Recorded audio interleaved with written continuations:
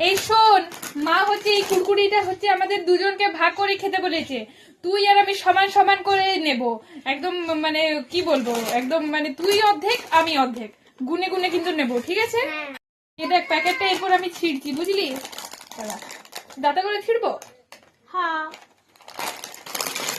এই দেখ প্যাকেটটা আমি ছিঁড়লাম, দেখ তোর চোখের সামনে হচ্ছে আমি একদম প্যাকেটে ছিঁড়েছি।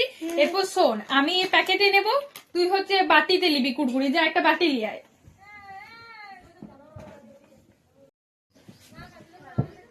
এই তো নিয়ে এসেছি। ঠিক আছে, লে, এরপর আমরা ভালো করে ভাগটা করে নিই। হ্যাঁ,